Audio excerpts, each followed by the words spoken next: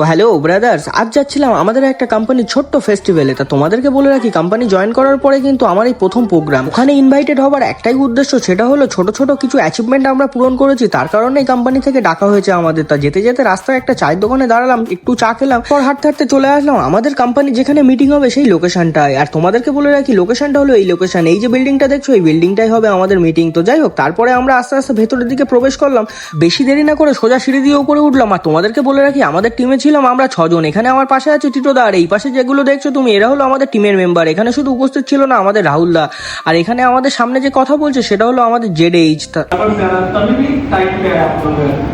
So again, a special thank you to Protect by Info. Discipline के लिए. তারপর অনেকটা সময় এখানে বসে ওনার কথা শুনলাম। আর তারপরে তোমাদেরকে বলে রাখি, অনবোর্ডিং বাচ্চা অ্যাওয়ার্ড পেয়েছে আমাদের রাহুল দা। তা তোমাদেরকে বলে রাখি, রাহুল দা অ্যাওয়ার্ড পাওয়ার পরে একে একে কিন্তু এখানে আমাদেরও নাম ছিল। ফার্স্ট পেলো জয়জিৎ, তারপরে পেলো বিট্টু দা, তারপরে নামটা ছিল আমার। আর টিটোদার নামটা যখন এসেছিল তখন আমার ভিডিও করতে ভুলেই গিয়েছিলাম। আর তোমাদেরকে বলে রাখি, এটা হলো আমাদের এএসএম। মিটিং কমপ্লিট হওয়ার পরে বাইরে বেরোলো। আর আমার পাশে যে দাদাটাকে দেখছো এনার নামও অঞ্জন, আর এই পাশে যে দাদাটাকে দেখছো এরা হলো একটা টিএম, এর নাম হচ্ছে অমরেশ সান্ত্রা। তা তোমাদেরকে বলে রাখি, এখানে আমাদের লাঞ্চ টাইম হয়ে গিয়েছিল বলে এখানে আমরা লাঞ্চ করছিলাম। লাঞ্চ করা হয়ে গেলে আস্তে আস্তে বাইরের দিকে বেরোলাম, কিন্তু এখন আমাদের সময় হয়ে গিয়েছে বাড়ি যাওয়ার। তো আজকে এখানে এসে খুব ভালোই লাগলো। তা তোমাদের কেমন লাগলো ভিডিওটা দেখে তোমরা অবশ্যই আমাকে জানিও।